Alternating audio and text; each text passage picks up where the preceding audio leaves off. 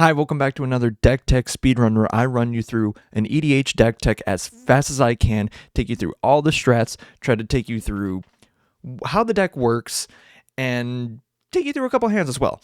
But if you want to try this deck for yourself, check in the link in the description where you can not only play this deck, but you can check all the other decks that I've had so far, as well as stuff that'll come out in the future.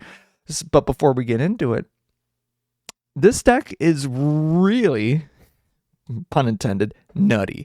It's real good, and as the release of this episode, it is Thanksgiving weekend, so I hope y'all have a good Thanksgiving and a good rest of your holidays.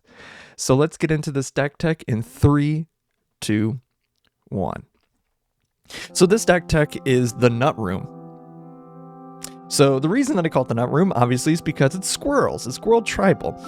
You're going to be doing a lot of fun and crazy stuff, but a quick side note about this one is that it has Earl of Squirrel, which is technically a silver border card, but since there's like kind of a thing that they're trying to make uncards legal or somewhat, and with Unfinity having some legal cards, and even in this pre-con itself, which was weird, what was it called, like Slice in Half or Saw in Half, like this was in the deck itself, the pre-con, the initial pre-con that it built this off of.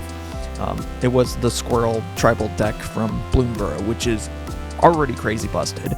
But it just basically upgraded it, changed out some art, put some good things here and there, and honestly, it's really, really good. But again, Earl of Squirrel, just another card that I added in here that is just pretty fun. It's not too crazy. I mean, squirrels get +1/+1 creature tokens. You control squirrels already. Squirrel link. Damage dealt by this creature causes to create that many tokens. This deck is going to be making so many tokens, you're not going to notice. I'm just going to say that. You're not going to notice. In the grand scheme of this, it's not that busted. But, you know, whatever. But Chatterfang is the commander, the helm of this deck. Basically, the more it doubles your token creating effects of these of the squirrels specifically, and you're going to be making a lot of squirrels and making those squirrels do other crazy things. I think a couple of ones that you want to look out for are I just saw Valley Rock Collar. That's a very good one. Basically, whenever you attack, each opponent loses X life and you gain X life, where X is the number of squirrels, bats, lizard, whatever. But squirrels you control, that goes crazy hard. And you got things like Zolborg Cutthroat when a creature dies, things like that, where you're paying your opponents for whenever a creature dies and making it so that you can make as many tokens as possible as fast as you can. And another creature I like to point out is Yigra, Eater of All. Just making your squirrel tokens food, and you can sack them, do stuff like that. There are other ways to make token effects as well as, if I'm not mistaken, there is an academy manufacturer. So whenever you're making the food, clue, or treasure, you're making all of them. So whenever you're making a squirrel token, if you have Yigra on the battlefield, you're making a clue and a treasure as well. So yeah, and I don't know if this would work. I mean, you would have to probably check it, but like, since all of your tokens are, all other creatures you control are food artifacts. So like, whenever you put out a creature or anything else, you would make those tokens. So that's pretty cool. And you have things like Second Harvest. Saw in Half. That, again, as I was mentioned before, was an Unfinity card originally. That's when it was printed. So I have seen no problem with Earl of Squirrel. But that's enough of that. You got Skull Clamp. Crazy that they put this in this deck. Like Soul Ring, Arcane Signet, Soul Ring, Cheddar Splinter. That's a very good card for this deck. Just make more tokens. Maskwig Nexus. Yeah. Like, a lot of these cards did just come from the deck, and honestly, and from Bloomborough itself, because they had a lot of good stuff that just goes straight into this deck, or they just made this deck crazy busted when they put it out. And so no wonder why this deck is expensive. Just initially, the pre-con itself is just expensive compared to the other ones. Land base, main thing to note here, obviously 3 Tree City. If you can get that, you're good. You're good. It's squirrels. Come on, squirrels. But looking at the mana curve, you got a lot of things in the 3. A very decent curve. Again, a lot of decks, would probably have a good chunk in your 3s. A manufacturer, you got a lot of good stuff in here. A lot of good stuff. And you got like Jaheira, where you can make your tokens mana dorks. So that's pretty good. Your most expensive card is Beledross. Another token creator, but pay 10 life, you can untap all lands. That's basically a death sentence for your opponents.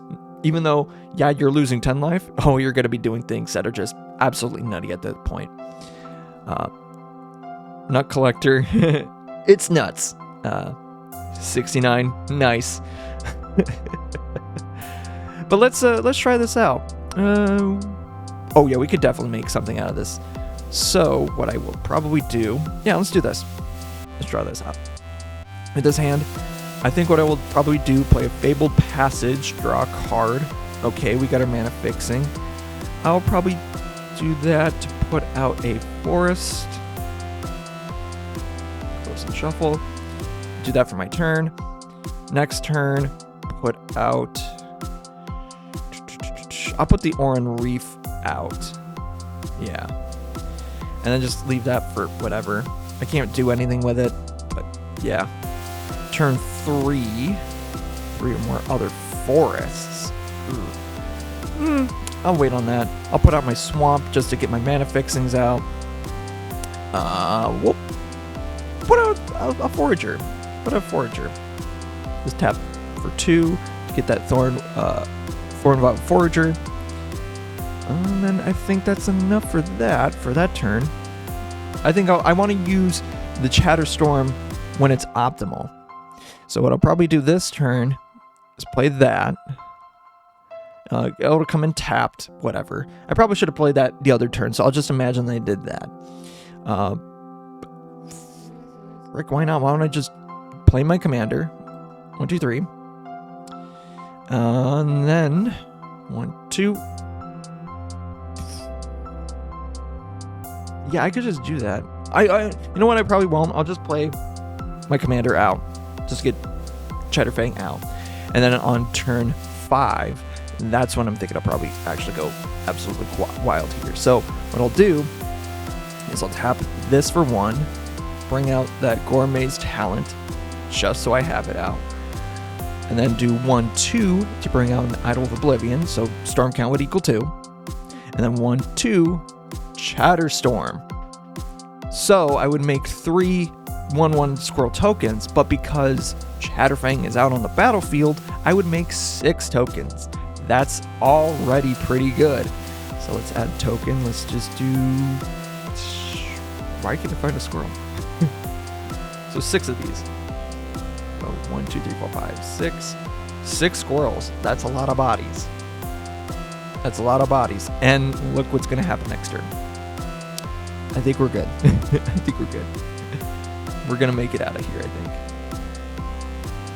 think. Let's go to the next turn. That's the Temple Malady. It enters tapped, whatever. So let's just do 1, 2. Oh, 1, 2, 3, 4, 5. Actually, let's do 1, 2, 3, 4. Because then, let's come to the player. Yeah, that's pretty fun. You could do a lot of things with this deck, and what I might do, yeah, I'll play this one because what I would do next turn, because I feel like at this point I can make a lot of things happen, but everything is squirrels. Everything is squirrels right now, so that's fine. We're good. We're cooking. So 1, 2, 3, 4. We're gonna keep it there. Not gonna draw a card.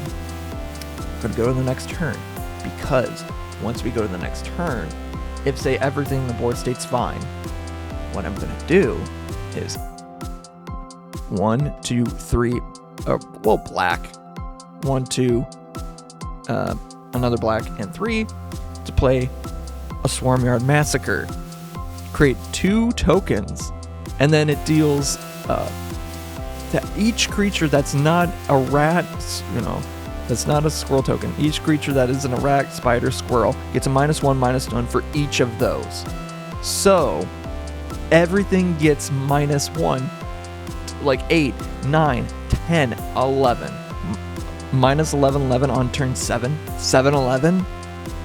Yeah, I think so. I think that's a death sentence. And then I can just basically do whatever I want. And I can also draw a card with that. And then I can also, because I'm going to be swinging out with everything, 2, boop, boop, I can just draw another card. And I didn't play my land for turn, so I'm pretty set up. I'm pretty set up. And I could still do this if I needed to, buff a creature or not. So yeah. I mean, that's basically the essential of the deck. You can do a lot of things. It's very flexible, but it's very dangerous if you know what you're doing and you get the right cards to do it. But it's a feast it's a nut festival. You're going to be getting a lot of things and a lot of value out of this deck. But I think that's all I can really say for it. So until next time, bye-bye. Yeah.